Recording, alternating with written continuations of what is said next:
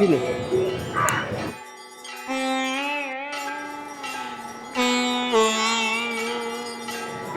यत्रो पर्थेन अब फिर्ता गरौँ भने चान्स छैन होइन पर्दैन भइहाल्छ सबै राख्नु न अहिले म लाग्छु नि ए हजुर ल हजुर हजुर ल नारायण नारायण हजुर आउँदै गर्नु होला है हजुर ल हजुर ल ल ल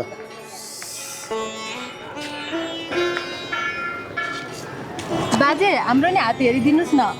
भइहाल्छ नि नानुहरू भइहाल्छ नि पहिला कसको हेरौँ भन्नुहोस् त मेरो होइन बाजे पहिला यसकै हेरिदिनु ए ल नानु ल्याउनुहोस् त अगाडि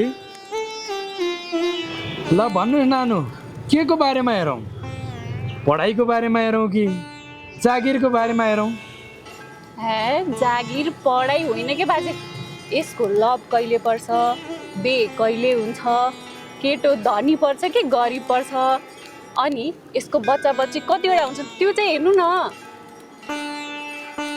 यी नानीको बिहे हुने केटासँग अझै लभ पर्न 4 वर्ष लाग्छ टाइम पास लभ त कति हो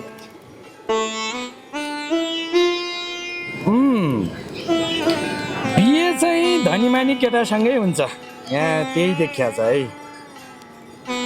बच्चा बच्ची चाहिँ कम्तीमा पनि 4 वटा नत्र 5 वटा चाहिँ हुन्छ है यहाँ लेखिया छ है देखिया छ है राम राम राम 4-5 वटा बच्चा बच्ची नकरा तेरो झन् दर्जनौ हुन्छन् होला यसको हेरिदिनुहोस् न बाजे हात हे हेराउँदिन म त हेरौँ न त्यतिकै नगर्न भने ल्याउ नानु ल्याउ ल्याउ हात त हेर्नुपर्छ तिम्रो हस्तरेखा हेर्दैछु मैले है नानु है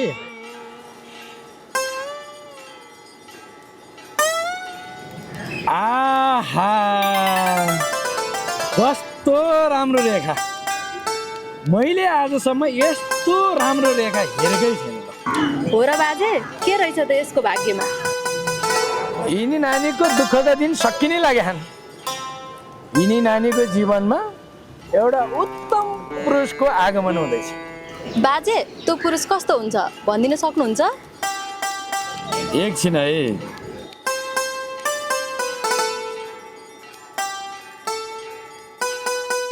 असाध्यै राम्रो कर्मनिष्ठ सङ्घर्ष गरेर अगाडि बढेको देउताको जस्तो चरित्र गुण भएको पुरुष छ नानी त्यो पुरुषलाई यसले कसरी चिन्छ त भुलिया पनि भनिदिनुहोस् न अग्लो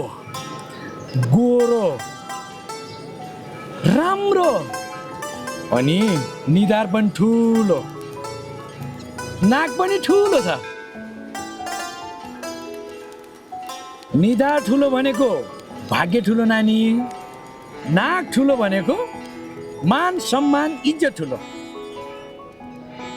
अनि नानी त्यो पुरुषको नाकको दायाँतिर एउटा कोठी हुनसक्छ है अरू पनि भन्नु न बाजे भयो बाजे अरू पर्दैन बरु हजुरको दक्षिणा चाहिँ कति हो यति उति भन्ने छैन नानु मन खुसी भएर जति दिँदा पनि हुन्छ लिनु बाजे ल धन्यवाद धन्यवाद नारायण नानु सुमन नारायण जाउँ नानु तपाईँको दक्षिणा खोइ नि अब बाजे 4-5 वटा छोराछोरी भएपछि आएर दिउँला है दक्षिणा अहिले त गए ओहो राम राम राम राम राम राम राम मभन्दा नि 420 पो रहेछ त ओहो